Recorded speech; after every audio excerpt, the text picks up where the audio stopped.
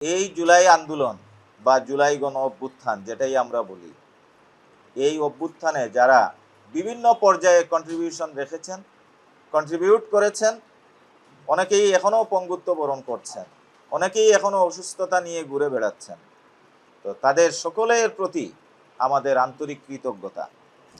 নিগৃহীত মানুষের পক্ষে অনেকেই দাঁড়ায়নি, তবে সবাই যে করেছে বিষয়টা এমনও না।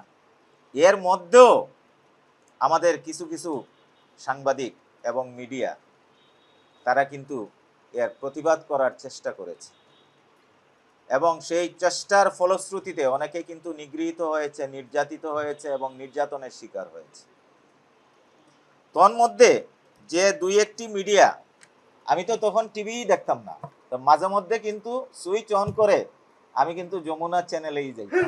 এটা সত্যিই আমার শিক্ষক সমিতির ভারপ্রাপ্ত সভাপতি বলেছে যে যমুনা টেলিভিশন কি বলে, কারণ ওই দুঃসময়ে অসীম সাহসিকতা নিয়ে যে মিডিয়াটি জনগণের মনের ভাষা প্রকাশ করার চেষ্টা করেছে সেটি হলো আমাদের যমুনা টেলিভিশন।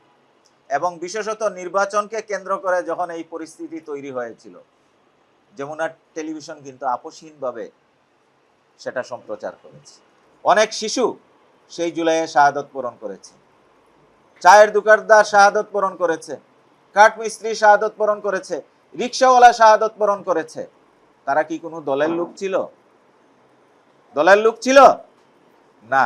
তাহলে কিসের জন্য তারা শাহাদত বরণ করেছে? তারা অন্যায়ের বিরুদ্ধে রুখে দাঁড়িয়েছে, মনে করেছে যে এই আন্দোলনে তাদেরও সামিল হওয়া দরকার। কেউ কি বলতে পারবে যে এমন কোনো পয়েন্টের নাম যে ওই পয়েন্ট ওই দল দখল করে আন্দোলন করছে? আমি তো অনেক পয়েন্টে আন্দোলনকারীদের সাথে ছিলাম, ওইভাবে তো কাউরেই দেখি নেই। তাহলে আজকে কেন ক্রেডিট নেবে?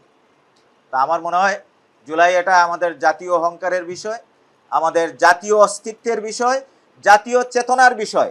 জুলাইকে যারা বাদ করার চেষ্টা করবে এবং জুলাইকে নিয়ে যারা ক্রেডিটবাজি করবে, আমার মনে হয় জুলাইয়ের এই দ্বিতীয় বর্ষপূর্তি উপলক্ষে আমাদের প্রত্যেককে অঙ্গীকার করা উচিত যে ওই ধরনের ক্রেডিটবাজি যারা করবে তাদেরকে আমরা না বলবো।